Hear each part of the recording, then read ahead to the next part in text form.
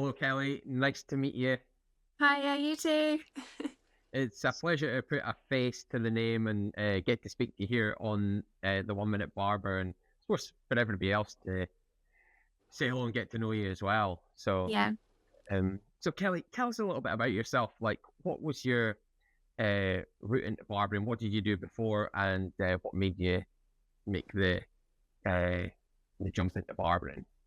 So I've done quite a few different jobs over the years. I've sold houses and done kind of various admin jobs. But I always sort of thought I wanted to do something a little bit more creative. So I've sort of dabbled with the beauty industry. But really, I fell into barbering because I was having a go with my husband's hair and then had a little go with my kids' hair. And I thought this is actually really quite fun and it ticks that creativity box. So I just had a look into some evening courses that could work around the kids and the day job. So yeah, that's where it all started, really. How did the very first? Tell me about the first haircut you did, the first one. How did you feel, and how did it go? What happened? So the first one, I think the first one I did was on my son. So I was kind of a bit more relaxed because I didn't have to worry kind of about what his opinion was going to be afterwards because he's 6 years old. So I think I picked a good first subject. But my first one on an adult was in my barbering course. And it was so nerve-wracking because I just kind of felt a bit thrown in the deep end. We had kind of very limited tutoring, I think, before we kind of got thrown into the deep end with models. So I wasn't feeling very confident. But it was okay. It was just kind of a general short back and sides, and yeah, it was fine. Got through it. And what did your you said about the barbering course there? What did that consist of? So it was a 14-week course that you went once a week for 3 hours on a Wednesday evening. So I expected it to be quite intense. But I don't know. I think some people would kind of react to that environment a bit better than perhaps I did. I think I need something a bit more kind of in depth maybe and a bit more on the tutoring side rather than just kind of there you go, we've shown you once, go and have a go. Was that at a college or in a barber shop, or what was the setting of that? So it was it's like hair and beauty school. So they do hairdressing and beauty kind of things and massage courses as well. So they had just kind of a lot of hairdressing stations set up, and there was about 8 of us in the class. Yeah, but you really need to. I think you want to be as hands-on as you possibly can be. You need as many heads. And did you find that, like, getting a demonstration is one thing, but you actually need to be doing it. You need to get the Yeah, heads and yeah, get I get what working. you mean there. I think it's quite hard as well, kind of finding the clients to come in because not everybody's either free on an evening or they're just a bit nervous about being kind of one of your first ever cuts. But luckily, I had a few friends and family that could come in. I did lecture in college for a while.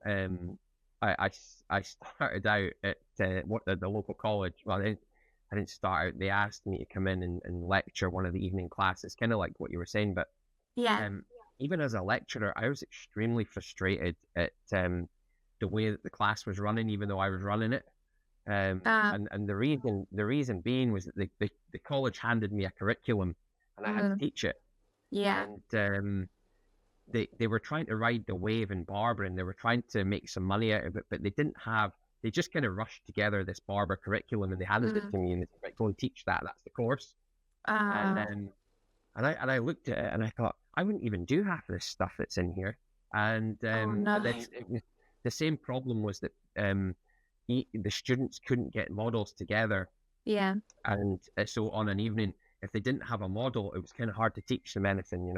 Mm, You wanted them to be hands on and working with a model. I think that's key. Is as yeah. much. You definitely So need how, to be able to kind of get stuck in, don't you? With it being a manual kind of job, you need to be able to just get straight stuck in. But I think you definitely need to be really well taught the fundamentals and the basics first, don't you? I'm not sure I got that, but I'm where getting are there you now. now? Where are you now with cutting? So I've completed that course, passed that, and I'm now in a barber shop in town on a Wednesday, and they're getting a new station set up for me so I can do Saturdays as well.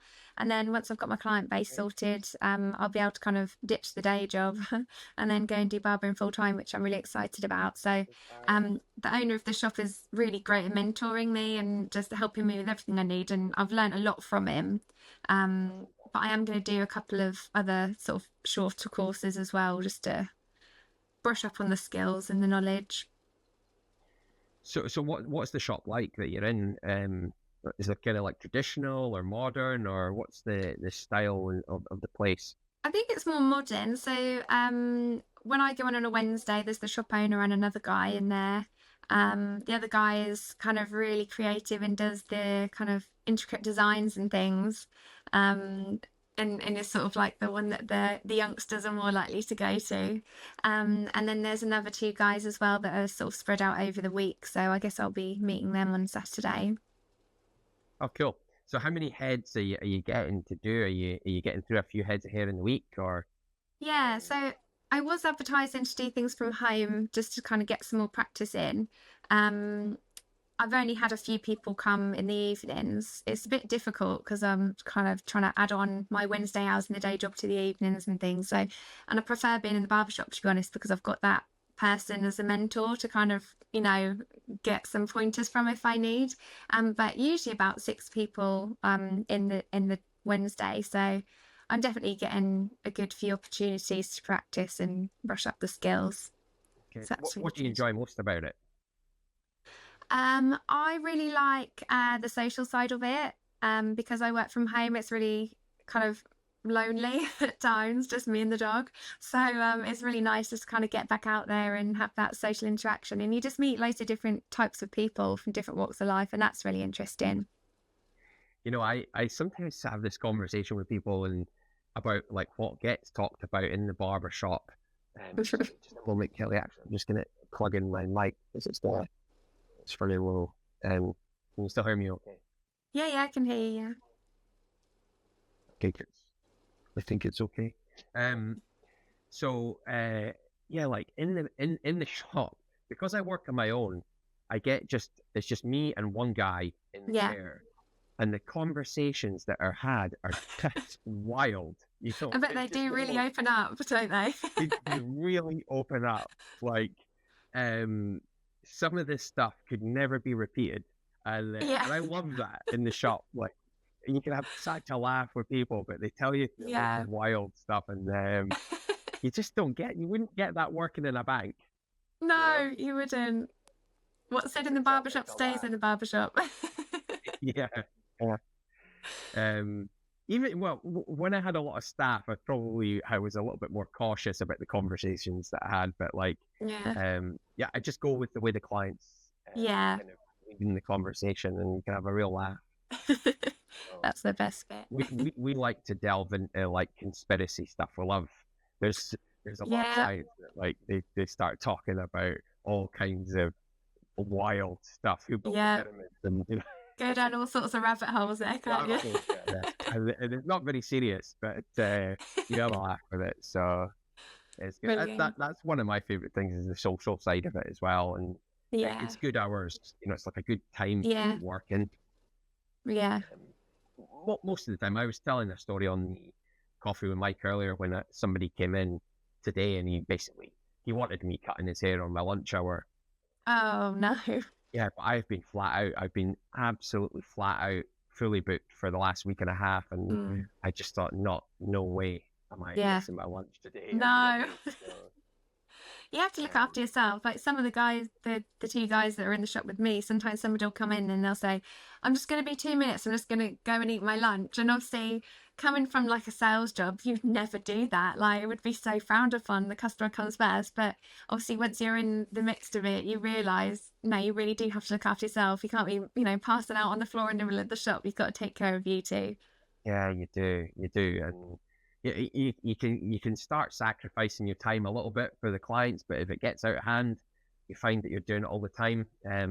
One thing I refuse to do, I never do hair outside of work. never. Yeah. Except for Hugo, my son, I'll cut his hair, but like Yeah. I never do for anybody else because I've seen what happens. Like sometimes you get, maybe it's a couple of family members, fair enough, and then there's people that will like friends and be like, oh, can you cut my hair at night and this, that, and the next thing it takes up all your evenings. Exactly. Yeah. So I'm quite strict about that. I just say to them, oh, look, here's my hours at the shop. I'll send you a link. Yeah. And then go that way. Yeah. So, That's a good idea. so what's the next steps for you, Kelly? Like, what are you wanting to learn? Where are you wanting to go with your barbering? So, Is there like skills you need to learn, you want to add, or? yeah, so I really enjoy scissor work more than kind of clipper work. Clippers are great. They can shave off a lot of time, with things that would take a bit longer with the scissors. Um, but I do enjoy that. So I really would like to learn more kind of on longer cuts. Um, and also just generally brush up on anything because I just really want to feel confident. I want to get to that point where anybody could walk into the shop and I would just be like, yeah, great, sit down, let's go, instead of just being like, and just kind of winging it. At the moment still, or? Yeah, I think so. I had my first bad cut on Wednesday. I made a mistake and I was just like, oh no, and I just felt really awful. Luckily the guy didn't care. But yeah, so I think that was a great learning curve. I'll be a little bit more cautious. But it was definitely great to learn what I did wrong, so I definitely won't do it again. But also it's kind of creating that muscle memory, isn't it? And kind of getting used to it feeling all really natural. And I do need to work on kind of just using the thumb as instead of kind of hacking or whatever the term is. Like So yeah. Yeah. Need to practice just the thumb. Yeah, I mean that's good form. I sometimes flap the scissor, Don't worry about it too much, but I think the main thing is what you're taking away and what you're leaving behind. When you make a mistake, it's so valuable. It's a really valuable experience. It's horrible, you're like, I wish that didn't happen, but it makes you so much more cautious about what you're doing. And sometimes the things that you do best and the things you made in a mistake earlier, somewhere in the past. A great example of that would be, I'm thinking of one kid in particular that comes into my shop. He's from South Korea, and his hair is so springy. It's the springiest hair. Yeah. And his dad laughs because when he comes through the door, I already know because I've seen on the appointments that he's coming in. I put black rubber gloves on because his hair is so sharp that it sticks in the skin. Oh no! When you cut it, you get hair splinters in your skin. Yeah. And his dad knows. He always laughs. He says, "You've got the gloves on already." I can't cut his hair without gloves, and it's so springy. But I've learned in the past from doing like Chinese or Japanese hair that if you're not careful, it'll just spring up. Like it just goes like that. Explodes. Oh wow! But all those mistakes in the past where that's happened has led me to caution on that type of hair. And because I can cut this kid's hair quite well, they always come to me and they tell me I'm the only one that they can come to. Oh, amazing. This kid does have the stringiest hair that I've ever seen. So yeah. But it's only through mistakes. Yeah. You learn and you see, that's what happens when you touch off. Yeah. And you start to balance it up. Yeah, definitely helped. Yeah. Well, Kelly, just a bit of fun, and then before we wrap up, I was going to ask you the 10 questions. I had Anthony on earlier, and I asked him, and he gave me some fun answers. You already looked at the questions, right? Yeah. Yeah. Okay. You got some good answers for me. I hope so. Okay. Right. Are you ready for this? Yeah. Go ahead. Okay. What is your favorite hobby or pastime? At the moment, it's just barbering. It sounds like a bit of a teacher's pet answer, but that's literally taken up all my time. Okay. Do you prefer tea or coffee? Generally tea, but I have to start the day with a coffee, or it's not going to be a good day. Me too. What's the best vacation you've ever been on? When I went to see my dad in Australia with my eldest daughter, and he'd been out there about 5 years and I hadn't seen him. So it was an emotional one, but actually just a great holiday because Australia is brilliant. I'd love to go. I've never been further Oh, that's great. east than Turkey. Oh, Okay, nice. if you could have dinner with anyone famous, who would it be? Definitely Ryan Reynolds because he's really good looking and he's really funny. And I really like his Oh wife, yeah, so hopefully he'd bring her along as well. you might come in for a haircut one day. You Oh, know, could you imagine? doesn't he live? No He's in pressure. England. He lives in. Does he live in Wrexham now or something? Yeah, Or exactly. Yeah. Yeah. so? Oh, How far wow. are you from Wrexham? Oh, probably about 8 hours. All right, okay, well, never mind. The chances are slim. Here's me. I have no clue the geography of England. So, right, what is your go-to comfort food? Ben and Jerry's every time. Which Caramel one? choo choo. Okay, caramel. I used to have a thing for that, but I have to have sponge with it as well. You know, like Ah, I know, like ice cream and sponge. yeah, Anyway, yeah. great combo. So, what's a book or movie that's greatly influenced you? Um, it's funny actually because you touched on it earlier, but I'd say the Da Vinci Code because it kind of just opens your mind to the possibilities of the world not being as it seems. That's always an interesting one. Have you? Did you read the book of that or the film? I think I've just seen the film. I don't think I did read the book. It's always been one thing I was going to do, but yeah, that's Okay. probably the job. Are you a morning person or a night owl? Definitely a night owl. I'm not a morning person. I can't get up very easy. It's probably because I'm a night owl and I stay up all night and then I can't get up in the morning. What's the one thing on your bucket list?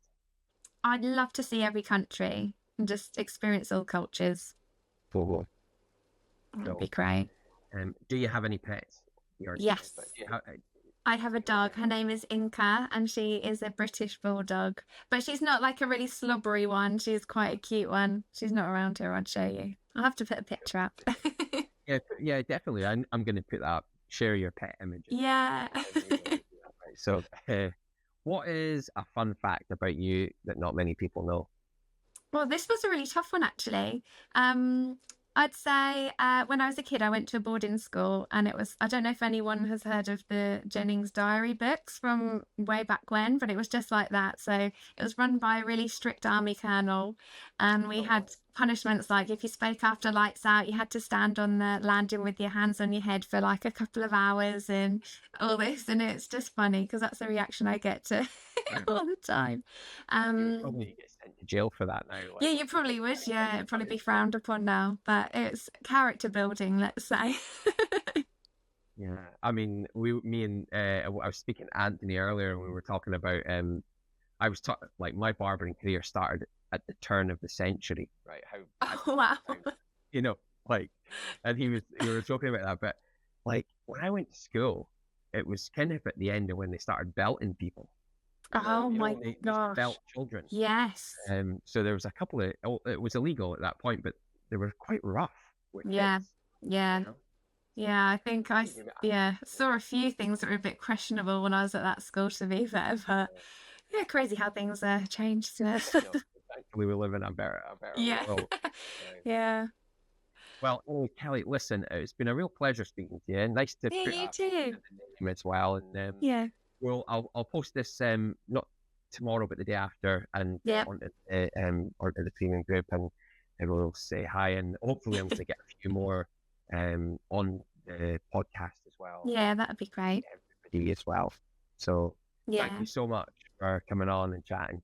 Thanks for having me. It's been a pleasure. At least today.